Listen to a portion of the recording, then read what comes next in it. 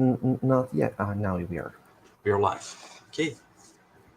Bom dia a todo mundo. É um prazer imenso abrir esse terceiro e último dia da terceira edição da Semana do Romance Gótico da USP. Hoje com a fala do professor David Punter, uma das maiores, se não a maior autoridade acadêmica dos estudos do Gótico. Espera que acho que deu um ecozinho aqui. Você está me escutando, Pedro? Certo. Bom, hoje também ao final da fala do professor, nós teremos um sorteio de 2 livros que o Sebo Clepsidra generosamente nos concedeu. O primeiro deles é o Necromante e o segundo, na verdade, é a coleção Raridades do Conto Gótico, são 24 livretos. Also, I would like to thank you, David Punter, for accepting our invitation. It's truly an honor for us. And well, thank you so much. All right. So once again, thank you so much, Professor Punter. I will do a short introduction of your work, and then the floor will be all yours. David Punter is a professor at the University of Bristol and has worked at universities in England, Scotland, China, and Hong Kong. Punter obtained his BA, MA, and PhD at Fitzwilliam College, Cambridge, and has subsequently been awarded a D.Litt for published work from the University of Stirling. His major interest has been in Gothic fiction and the wider culture of the Gothic. However, Professor Punter also explores themes of politics and social issues in his poetry. Professor, the floor is yours. Thank you very much, Matthias and Pedro. Thank you, and it's a great pleasure to be here. So this paper is called Gothic Pandemic Technology. It's an updated version of a paper I first gave last year, and I hope you'll still find it relevant to the Gothic and to the strange times in which we live. However, updating it has posed its own problems, especially around issues of time and pandemic. Are we still living, as it were, within pandemic, which appears to be the supposition in, for example, China and Japan? Or are we now post-pandemic, which seems to be the predominant Western view, especially in the United States? In a fascinating but contentious 2020 essay called Poetics of Pandemic, the Bangladeshi writer Mohammad Shamsurian cites MIT physicist Alan Lightman as claiming that the current pandemic, and I quote, has freed us from our time-driven lives that had begun since the Industrial Revolution in the 18th century. While this might seem an unduly optimistic interpretation, it does point us towards the complex relations between pandemic and technology. These are perhaps most obvious in the field of communications, where, as in so many other ways, the pandemic has speeded up a set of processes already in train to free us from the constraints of spatiality. The progress, if that's what it is, from the landline to the mobile, of course, has been exponentially increased through Zoom and other conferencing platforms, leading to an increased rapidity in the sharing of knowledge, alongside an increased ignorance of physical location. And so in many ways, the pandemic has hastened already existent processes of modernity considered as a relative erasure of the physical body. In other ways, of course, the reverse has happened. To take another example, where it's apparently given new momentum to trends already emerging, transport, air travel for a while virtually ceased, while the car was to an extent replaced by the bicycle, and above all, by an increased emphasis on walking. Whether these trends will survive into what we seem currently to be calling, with some hesitancy, the new normal, still remains, of course, to be seen. There are also profound effects on the spatiality of the world. In the UK, at least, news from many areas virtually ceased, and we were expected daily to believe the impossible, namely that each country was taking the requisite steps to control the virus in a comparably measurable fashion. Could this truly be the case in, to take one example, Papua New Guinea, where even taking a reliable census of the inhabitants of the interior has never proved really possible, and where population figures are mere estimates? However, to turn to the Gothic. Gothic writers, or perhaps I should say writers with Gothic affinities, have in recent years taken, understandably, a somber view of the possibility of pandemic. And here I want to discuss, if I have time, 4 texts. Stephen King's Cell, 2006. Max Brooks's World War Z, also 2006. Dmitry Glukovsky's Metro 2034, published in 2009, and Cameron Hurley's Beldame Apocrypha trilogy, God's War, Infidel and Rapture, published in 2011 to 12. And these books were, of course, all written long before anybody had heard of COVID-19. Cell, Stephen King's Cell.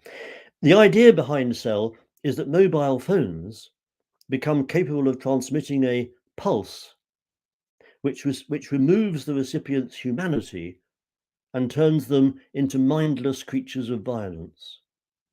It's interesting that word pulse is itself the title, translated from Japanese kairo, of a Japanese horror film released in 2001, where the plot is in some ways similar, except that the fatal pulse emits from computers rather than mobiles.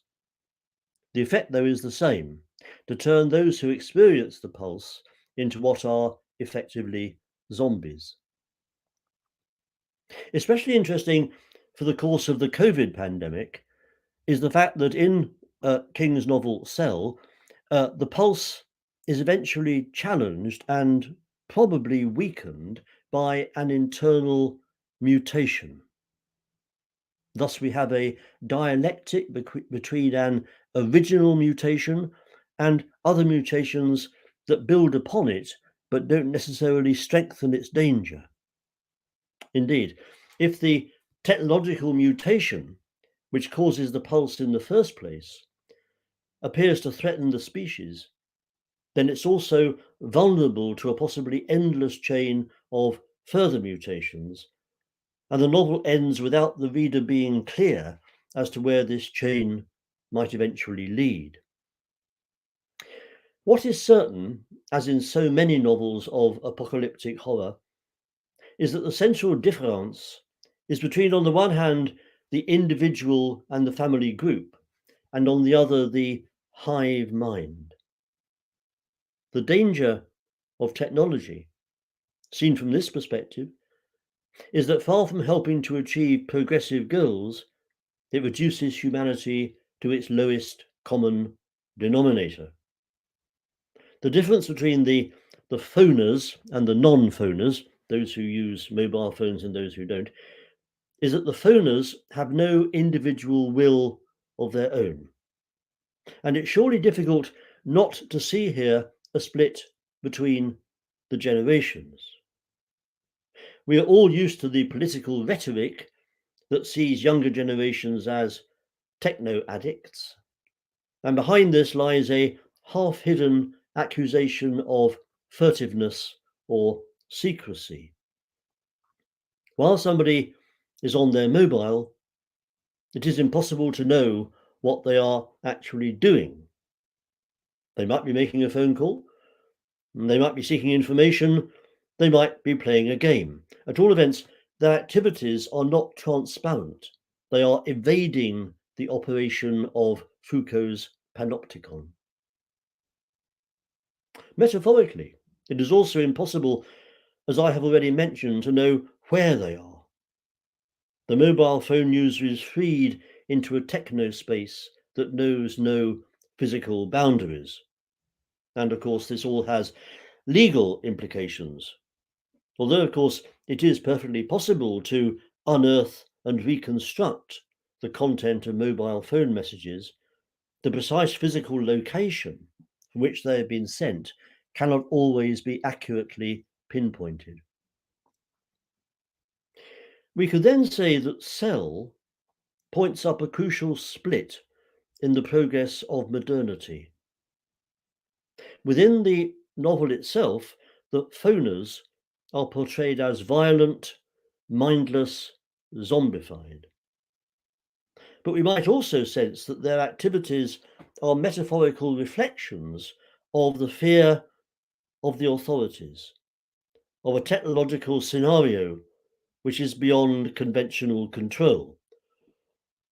The way in which the phoners group together is known as flocking, and flocking, we learn, is telepathic groupthink, and thus something along Orwellian lines to be feared and abhorred.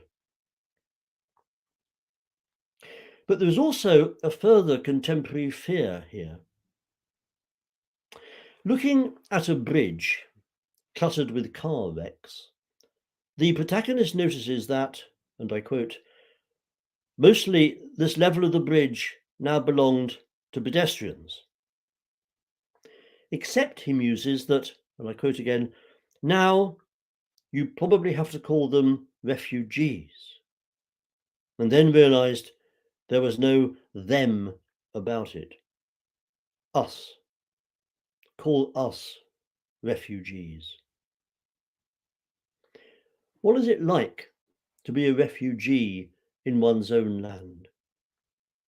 Like, presumably, an incarnation of the of far-right politicians' endless rhetoric of the original inhabitants of a country being overwhelmed, very often the rhetoric reads drowned, by a flood of immigrants seeking from worse fates elsewhere. Maybe this is also an aspect of the phoners. As well as presenting a displaced fear of the techno-savvy young, the trope brings up the idea of society being flooded with people who don't speak the dominant language. But their means of communication, far from being presented as a social disadvantage, is transmuted into a withholding, a secrecy. Somewhere we don't understand, even on our front doorsteps, communication is going on beyond the usual range of our senses. Turning to World War Z, my second text, we find this as the first sentence on the back cover description. It began with rumors from China about another pandemic. As I've said, the book was written in 2006, but the SARS the SARS pandemic, if you recall, was in 2003. So there are plenty of reference points for this attribution. The actual pandemic the book then goes on to describe is, however, in no way similar to SARS or COVID. Instead, it's again a disease that effectively turns humans into zombies. And historically, of course, the zombie has been a metaphor with a multitude of uses, from slavery to capitalism, embracing a whole range of practices supposed to eliminate thought and reduce the human to a condition of mindlessness. But the force and intensity of that metaphor in World War Z is remarkable. The book consists, I'm sure some of you know it, the book consists of a series of reports from all over the world, supposedly written 10 years after the zombie plague has been defeated. There is no central protagonist, although this unusual and admirable feature of the book is reversed in the later film. There is no central protagonist. By this time, it seems to become clear that the origins of the pandemic or plague were mainly threefold: human trafficking, the worldwide ongoing refugee crisis, and the illicit trade in human organs. Each nation responds to the unfolding crisis in a different way. And here I have time only to mention three. Israel responds with maximum protectionism, building a wall around the entire country, even at the expense of abandoning the occupied Palestinian territories, including Jerusalem. The United States initially refuses to take the threat seriously and is extremely slow to put measures in place. When it does so, it initially relies on a placebo called phalanx, which proves to be entirely ineffective. Quite what happens in North Korea is, by the time of the book's narration, still unclear. The entire population, it seems, simply disappear. And it's assumed they've been herded into a vast system of underground shelters, already prepared as a proactive response to a threat of neo-imperialist invasion. The apparently prophetic mirroring of actual responses to the current pandemic is at times uncanny. What's also remarkable is that in the book, in World War Z, the outcome has been, globally speaking, largely beneficial. A slimmed down world population, coupled with an increased awareness of the ineffectiveness of military solutions, has produced a situation of uneasy peace. This particular piece of mirroring, however distorted, has itself a bearing on a set of pandemic interpretations which has been present throughout the current crisis, but only on the ideological fringes of apocalyptic thinking, shared by extreme right-wing religious groups and radical eco-critics, namely that the pandemic is in fact an instrument of salvation. It isn't that zombification represents any kind of advance in humanity. Indeed, the zombie remains the enemy, to be resisted and destroyed at any cost. But it does represent a reminder that current myths of expansionism, whether of territory, see the Russian invasion of Ukraine, or of economic well-being, see the whole of capitalism, which, as Marx said, is based on a fantasy of endless expansion, are in the end unsustainable. Marx said that the capitalist idea that endless growth is not merely desirable, but even possible, is simply a philosophical sleight of hand. There are limits, and when those limits are crossed, then the dialectic of growth becomes reversed.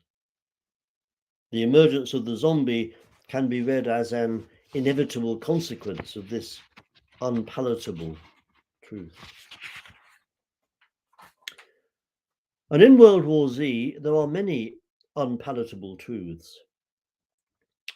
Here is another one.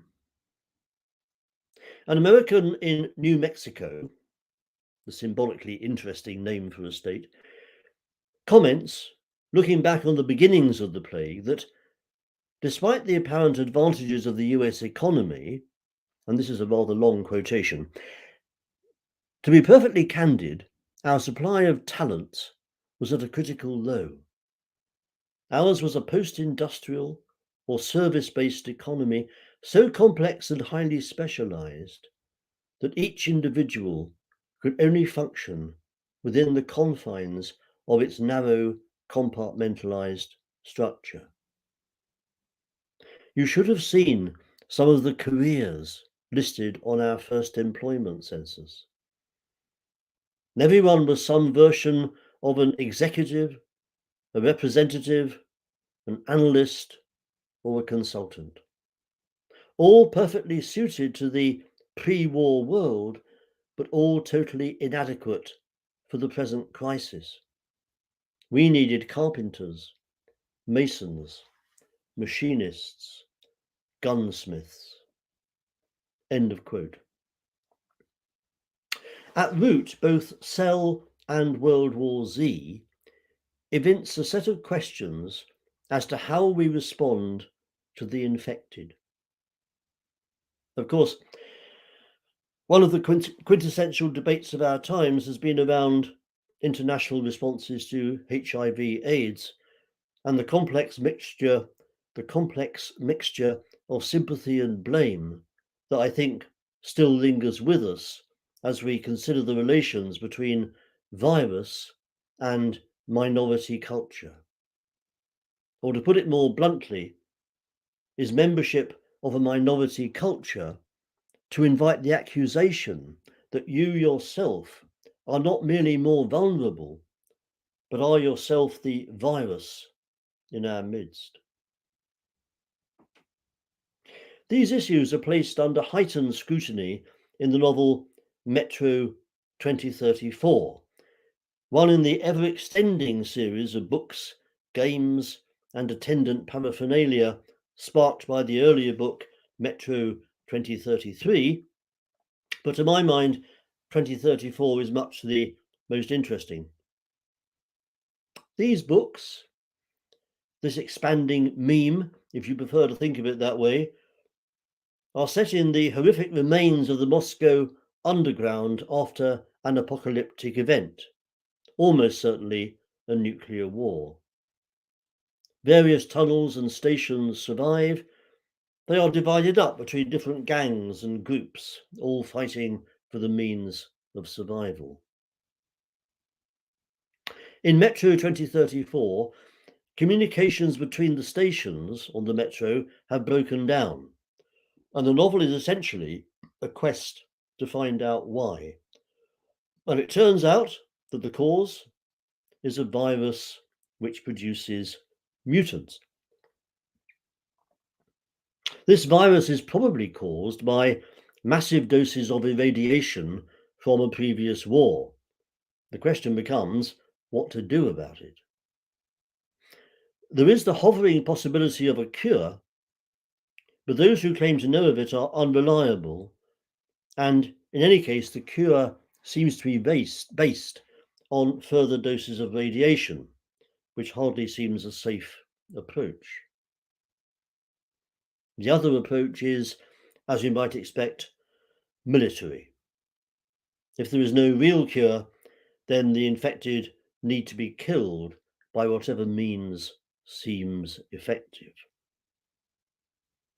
This dilemma sparks a lengthy disquisition on the nature of humanity and what, if anything, conveys its distinction. One possibility entertained in the novel is that this human distinction is letters,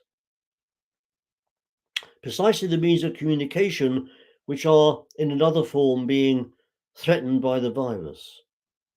Letters, in the sense, of course, of alphabetical letters, not the mail.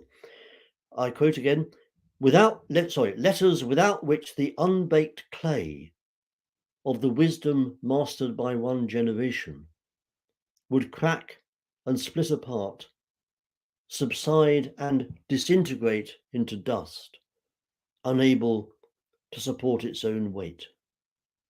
End of quote. And this is one of the pandemic fears of the book.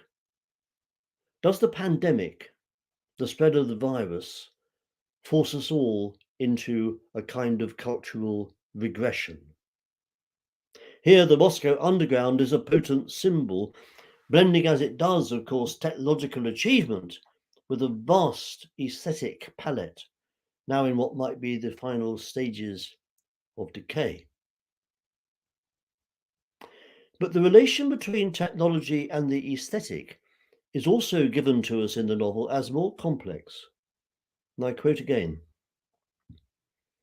"In order to drown out the stuttering bursts of submachine gun fire and the despairing howls of naked, bound human beings, other human beings played the majestic operas of Wagner at full volume.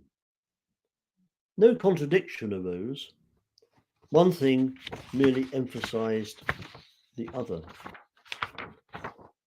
This all too familiar account of the Nazi concentration camps is here pressed into service as a version of what human beings might do to each other under conditions of extreme pressure. where communications are going down and resources are of the utmost scarcity. Pandemic might, under some circumstances, accelerate the processes of modernity. Under others, it might simply reduce humanity to the service of a survival instinct. I am constantly reminded, when thinking of these dystopias, of the work of Paul Virilio, who claimed in Speed and Politics that the secret of human development was not the machine as such, but speed, which in turn produces catastrophe. He memorably said, and I quote, "The invention of the ship was also the invention of the shipwreck." He also said in his book, The Administration of Fear, "The contemporary sedentary is someone who feels at home everywhere, thanks to cell phones. And the nomad is someone who does not feel at home anywhere, someone who is excluded, ostracized." In Metro 2034, both situations, both lifestyles, if it's fitting to call them that, are present, but they cannot coexist. Just, of course, as Western civilization has proved itself incapable of peaceful coexistence with more aboriginal, more nomadic systems of economy and society. Again, all the pandemic might have done, it seems, is to heighten this long experienced contradiction. I'll turn now to my final text, which is the Beldame Apocrypha trilogy by Cameron Hurley. For those who don't know it, that's Cameron with a K, Cameron Hurley. And it could be said these books aren't precisely Gothic, and more to do with post-apocalyptic fantasy. But then this touches on a huge question about what is and what is not Gothic. No time for that here, but it does seem to me that although Gothic, of course, continues as a mode into the present day, it's also worth thinking about the use of Gothic moments and Gothic motifs within or adjoining other genres. And of course, this does reflect the origins of the so-called Gothic tradition, especially in drama, for example. In the early 19th century, it was rare to find writers or indeed programs of theatrical events which were wholly Gothic. And many writers who wrote Gothic works also wrote comedies of manners. Many theatrical evenings would contain Gothic elements alongside elements of spectacle and indeed farce. In the case of Hurley, I think the Gothic is clearly here, in, for example, the omnipresence of magic, and even more so in the accepted presence of that crucial Gothic motif, the shape changer.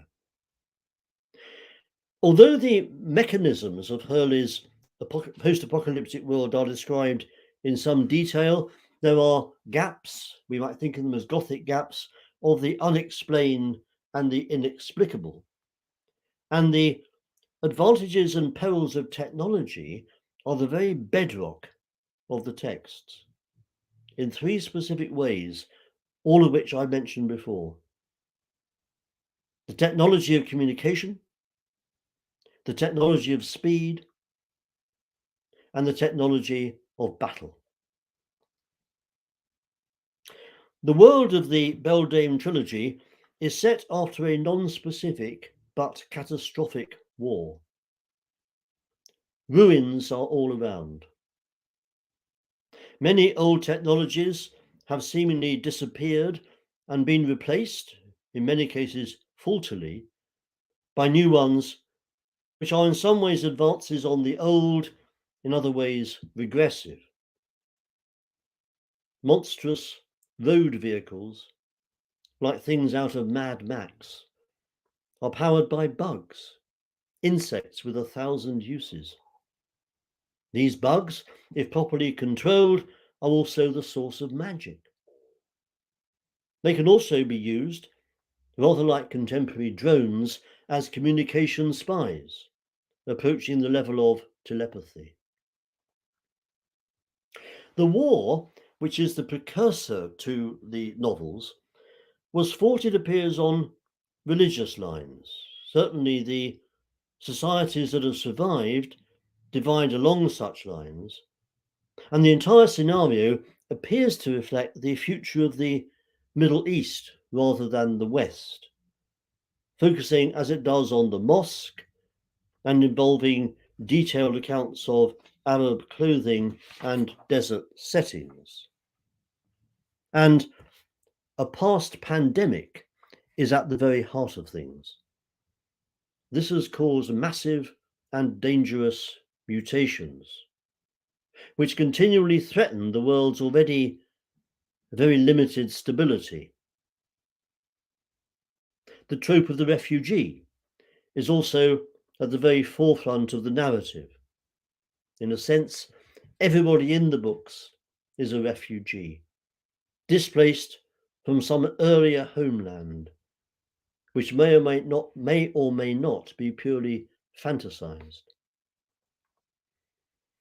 All of these characteristics focus on the central figure, a woman called Nyx Nyssa, Nyx, Nyx, Greek goddess of the night, of course, who used to be a beldame, a hired assassin, but has now been exiled from that sisterhood and is a freelance executioner. Only the women in these novels kill. The men are just there to be killed. The people she executes are exclusively men, because it is the men who are still fighting a pointless war of attrition. And it's only through the threat and practice of violent death that they can be coerced into not deserting. So here is one description of an encounter with post-pandemic mutants, is my last quotation. And interestingly, it's told in terms of a social narrative of its own. She had heard about wild beasts in the north, something besides bugs and cats and shape-shifting dogs, parrots, ravens, and even the elusive foxes. What kid hadn't? But when you got old, got out into the world, you generally came to realize that all those stories were just junk your mother told you to keep you from wandering around in the desert after dark, encouraging children to stay within the confines of the irrigated land and brushy thorn fences and windbreaks meant keeping them alive another season. She heard a lot about vicious desert beasts with massive talons and tails and thorny ridges and poison mucus. But you never expected to see any. Not really. I'll leave the quotation at that point. After the pandemic, then, the narrative changes. It's no longer simple to know what to believe because the pandemic may have altered everything. Perhaps indeed the pandemic is itself a shapeshifter in its own right, as indeed, in one sense, we know it is. New strains of a virus can emerge every day, and the fight to keep up resistance to them is emblematized here in the fight to keep a grip on what is possible and what is not. I'm just looking at my clock. Sorry, I must finish. Just one more couple of sentences. It's also, of course, a fight to retain control of a narrative, especially when communications have been not merely interrupted, but possibly corrupted, as in Cell and Metro 2034. In World War Z, the whole structure of the narrative is an attempt to reconstruct an account characterized by the impossible. It's often been said that the Gothic is an alternative version of history. If that is so, then it's one propelled by an acceptance of what we loosely call the supernatural. And the Beldame Apocrypha depicts a post-pandemic world where phenomena previously regarded as supernatural have become routine, have become, in effect, the new normal. Okay, thank you very much indeed. Thank you so very much, Professor. It was a great talk, so much to talk about. I think our viewers are a little shy at the moment. No one has written any questions, but we have plenty. We had some prepared. So the first thing I would like to ask, in fact, is that you elaborate a little bit more about this question of what is and is not the Gothic, because that is a question we have been seeing across the whole event this week. And you mentioned we didn't have time in the original talk to discuss that, so here's some more time, because I think it's a pressing matter in the field. Well, thank you for that question. It's one I always dread. What is the Gothic? I'll try several possible answers. I think that from the very beginning, Gothic has had something to do with transgression. You think back to the earliest Gothic fictions and the transgression of social and religious acceptances that made the Gothic seem something slightly outside the pale of the cultural, of the civilized. And of course, that is precisely why it was called Gothic in the first place, because of the Goths, that ancient tribe who were, at least in part, responsible for the sack of Rome and sealing the fate of the Roman Empire, which, of course, in the West is regarded as the acme of civilization. So the Gothic is something which is calling attention to that which continues to exist and flourish despite or below a civilized veneer. I think that's one way of looking at Gothic. Another way is that the norm being transgressed is not purely about social acceptance, but it's about the limits of the natural itself. So that the Gothic deals in the supernatural, it deals in events which appear to be impossible. Think of the very first Gothic novel, The Castle of Otranto, and all those manifestations of a giant in armor and giant legs and bits and pieces and so forth. This is the supernatural. And then, of course, as the Gothic evolves in those years, it bifurcates into those interesting terms: the explained supernatural and the unexplained supernatural, which I've never found terribly convincing, because when you're reading a text that includes supernatural material, those images of the supernatural may continue to lodge in your mind, whether or not they're explained later on. So I'm not terribly convinced by that. What else is the Gothic? Well, what I was trying to say when I refer to that, what was that it may be that the Gothic is also always part of a hybrid form. I mean, it's very difficult to. I'll start again. It's not always possible to say such and such a work is Gothic, even though we try very hard to do that. But ghosts, supernatural manifestations emerge in texts which are otherwise quite realist. And of course, one crucial genre, subgenre, category, mode there is magic realism, as many of you will be very well aware. We can't subsume magic realism under the Gothic. And in fact, I'm sorry, going on a bit long, but I do become a bit uneasy when confronting issues about the so-called global Gothic, because it can seem as though to speak of certain supernatural phenomena in terms of the Gothic is a kind of rather strange imperialist move to sort of take over what often are entirely local, regional, in some cases national, folkloric motifs, and to label them under a heading which, after all, has a very specific history, first in the UK, then in Europe and in the US, and so on.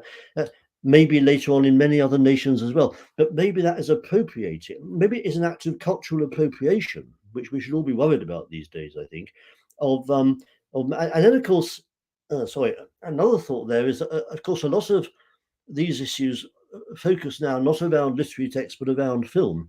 And the brutal capitalist facts of the film industry and how hard it is to get financing to make a major film outside Hollywood or the US at any rate, that impacts too on how local superstitions and folklore become entwined in what you need in Gothic terms, or in terms just of the Western horror film, to actually sell movies. So I'll stop there. Sorry. All right. Yeah. So we could go on and on. Yes, indeed. All right. And just to add a little bit of thought to your position, not that it didn't have previously, but just exercising it. The idea that the supernatural is a transgression is based on the history of Western thought, which had this previous Enlightenment move away from accepting the supernatural as part of the core culture. Is that right? Well, you would, in order to try to answer that or develop that question, you would need to understand in each specific culture what has been accepted over historical lengths of time as natural or not natural. If take one example from my own culture in the UK, the question of witchcraft, enormously resonant in the UK because of the persecution of witches back in the 17th century and so forth. But did people who sought and accepted the services of witches in medieval Britain in order, for example, to induce pregnancy, or in order to heal, or for more benevolent purposes in order to visit vengeance upon a neighbor? Did they? Is it correct to say that they thought they were invoking something supernatural, or is it rather that they, in their worldview, there were perfectly natural practices which they themselves perhaps didn't quite understand, but which they thought were natural? I mean, for example, to turn that into the present day, I mean, here I am using a laptop computer. Well, I haven't the faintest idea how it works. I'm not really how it works. I mean, I can operate it, but what's in there? You know, how is it possible that you can encode so much information in something as tiny as a microchip? I haven't the faintest idea. But my training and my culture tells me not to regard that as supernatural. Arguably, in a different culture, that might be regarded, I suppose, as supernatural. I don't know, but I mean, it has all the motifs of, you know, telepathy, communication beyond the physical, strange picture. Yeah, it's got the whole panoply of Gothic supernatural within it, and yet we don't now call it supernatural. So I think we're in a complicated area there, where there, well, you cannot. It is not possible to say that there is a simple universal bounding line between the natural and the supernatural. That's just not possible. It varies from culture to culture and from historical age to historical age. If that helps. Oh, it helps a lot. The more we can contextualize, I think, these kind of questions, the better.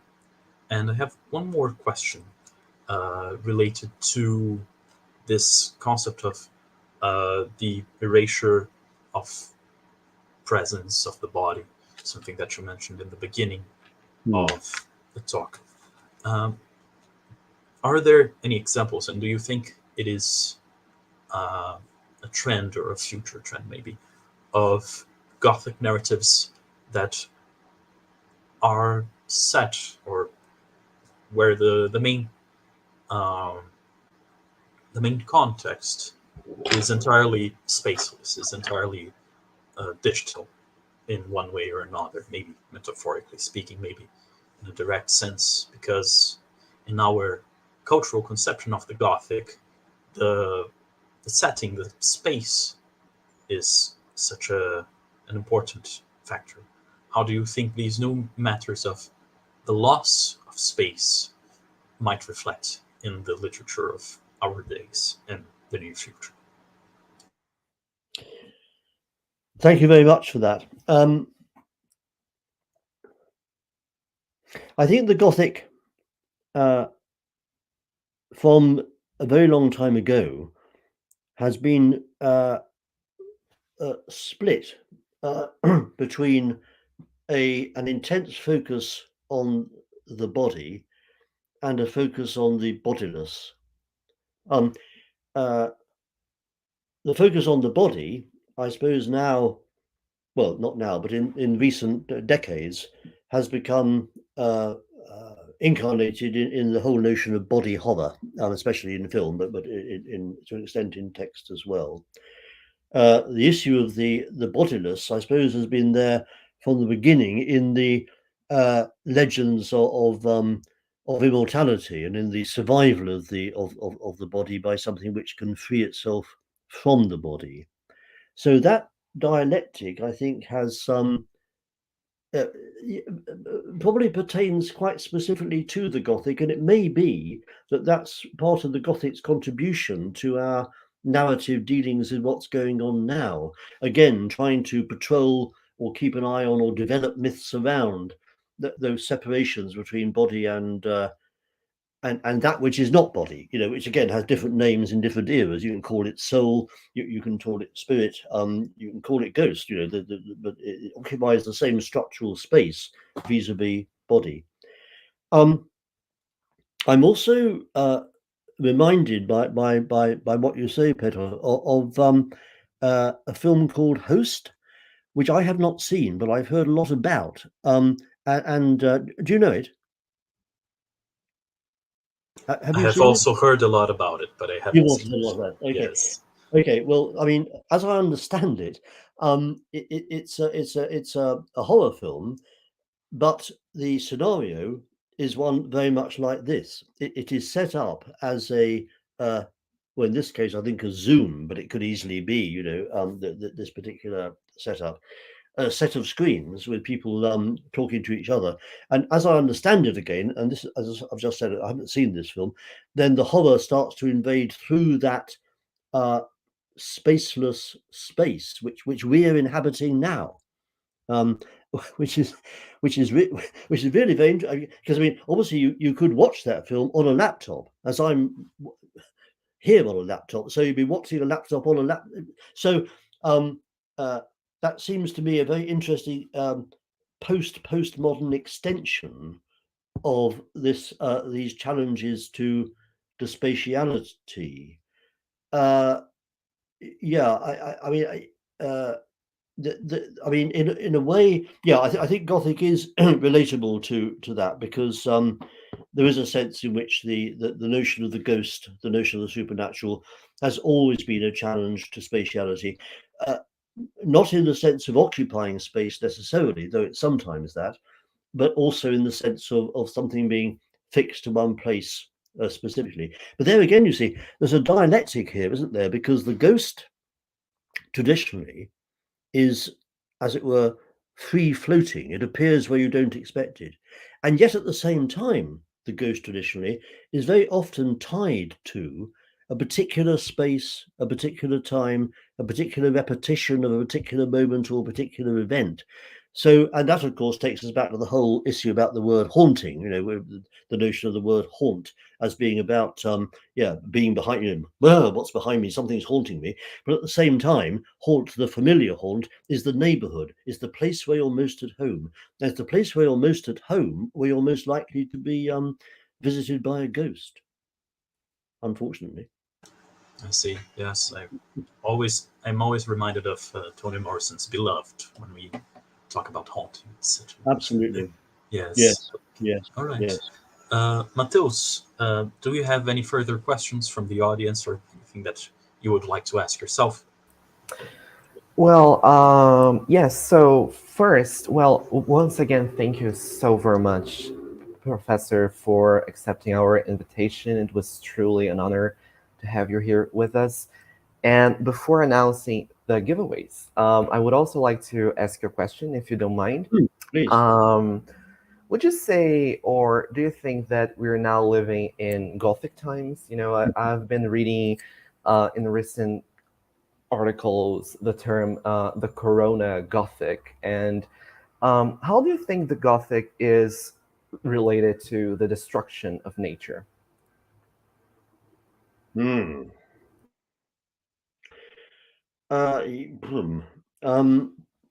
There seem to me to be two questions there. One about Gothic times in the sense of the pandemic, and the other a broader question about Gothic times in terms of our terror of our own destructiveness towards other creatures. Yes, that's it. Yeah, I think those are, yeah. Just by way of a precursor, I mean, some people speak of the ways in which we are creating huge problems for the planet. I don't believe that to be the case. I believe the planet is just fine. The planet's been here for a long time. We have come and we will go away, and the planet will change a little bit. And there may be new ice ages or new burning ages or new volcanic ages, whatever.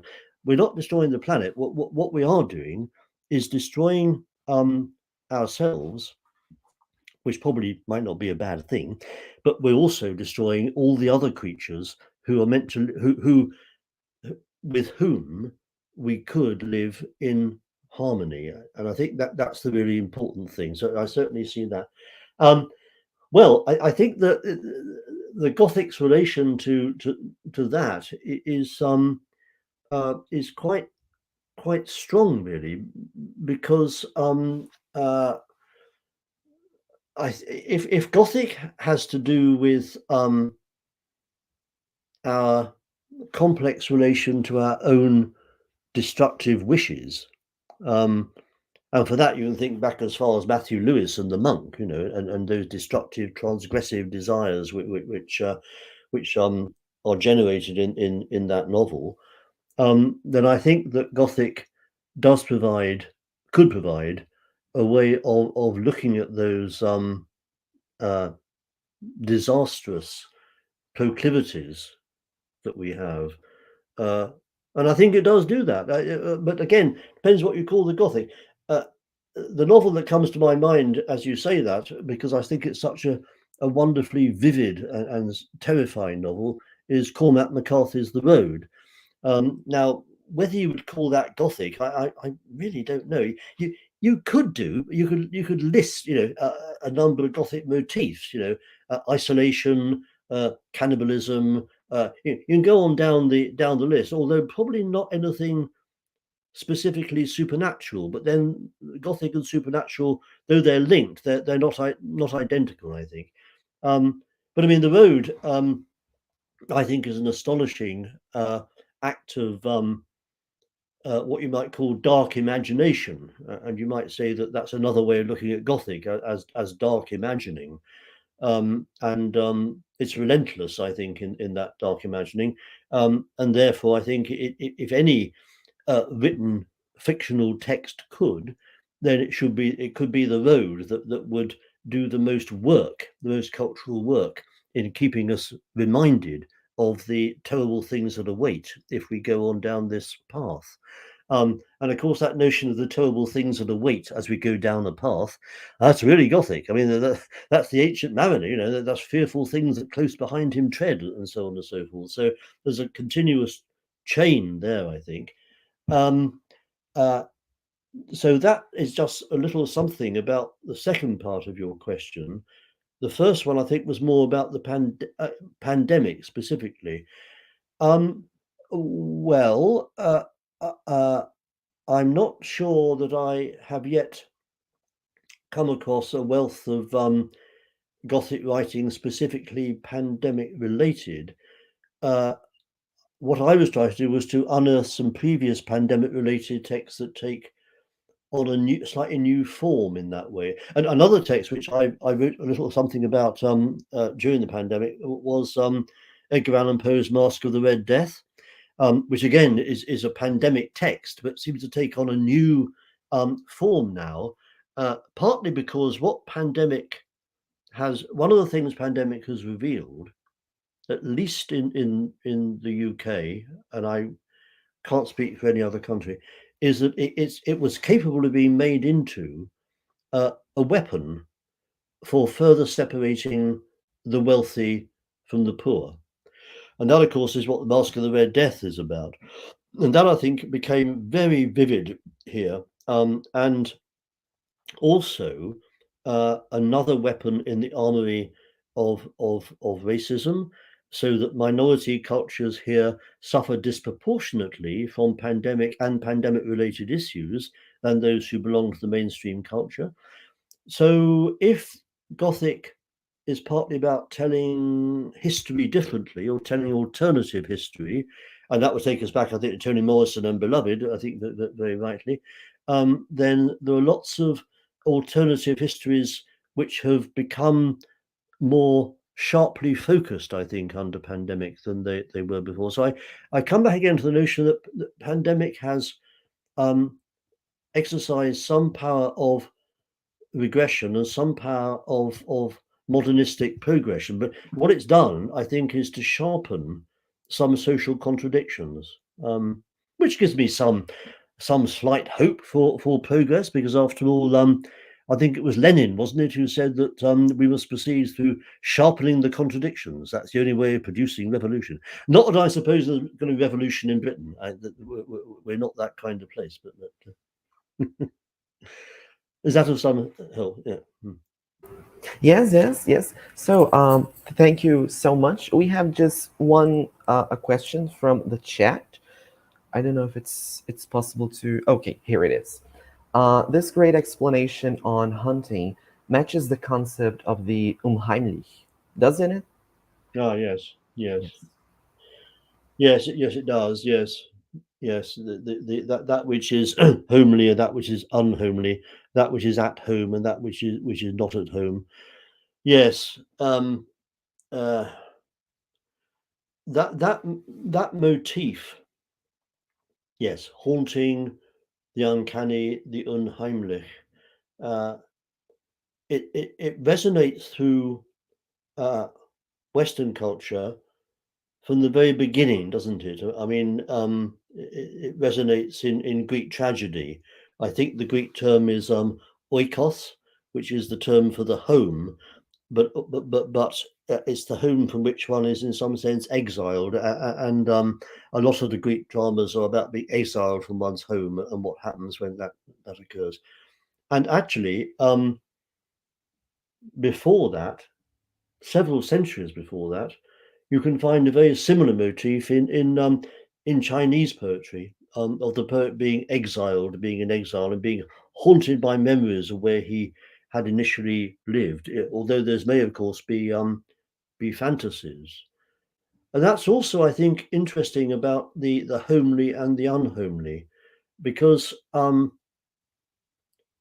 although that is the dialectic that Jentsch and Freud point us to, and although it's really it was an absolute breakthrough, I think, when Freud reminded us of these phenomena, nonetheless it is more complex because it isn't only a matter of the homely in the sense of the homely and the home that we have experienced. It's also the homely and the home in the sense in which we fantasize about it, so that we invent our own homely, and consequently we invent our own unhomely. So we invent, it becomes a very complex process whereby we are trying to find our footing amid memories which may themselves be, in Freud's terms, screen memories, not real memories of where we've been, but memories of where we would like to have been, memories of paradise, all that kind of stuff, which probably we all have in some sense, if only in dreams. So sorry, I'm getting a bit it's getting a bit overcomplicated here. Haunting matches the concept of the unheimlich. Yes, it does. And interestingly, of course, it also does it not only in psychological terms, but linguistically too, because haunting, as I was saying, is a term that contains its own difference or opposite, as is the term unheimlich. And so they both point towards that complex knot of where we feel at home and where we don't feel at home. And also what, of course, might have supplanted us in the home that we've left. Interesting that I was talking a little bit about the notion of the refugee and how we are all refugees, whatever that might mean. But not only are we perhaps fleeing from our homeland, but we're also, of course, aware that back in our homeland, our very being, our lives, are being usurped by the other, so that there is something else back there which is trying to become us or to take over our origin, which puts an added layer onto the terror of the refugee. There's an extremely good film called His House. I don't know if anybody's seen that. It's about a refugee couple from the failed state of South Sudan who come to England. And they are rehoused temporarily. I mean, as is always the case in Britain, but they are visited while they're. It's a horror film. They're visited while they're in their new accommodation, a rather ghastly house, by spirits that belong to their original home place, as it were, who have followed them because there's been. I won't go into the plot, but there's been a death of a girl whom they had said they were trying to rescue, but in fact the man of the couple drowned her in order to become safe himself. And they're pursued by retribution in the form of spirits from their homeland, who therefore are spirits who themselves are in a way refugees because they're now in a foreign place to them even. I won't go into detail, but it was a very interesting film. His House. It's very good. Very good. Well, okay. Thank you so very much. All right. Thank you so much, Professor. Now, I think we are done as far as questions go. Do you have any final thoughts, any considerations that you would like to talk about, Professor? No, I don't think so. I think I probably talked for quite long enough. But thank you very much indeed for hosting me. I had a good time, and I hope that hope it was worthwhile for everybody who was here. Thanks very much indeed. Thank you. Fantastic. Thank you so much, Professor. All right. So now let's go to the giveaway, Matheus. Yes, let's do it. So I'll do it in Portuguese, okay?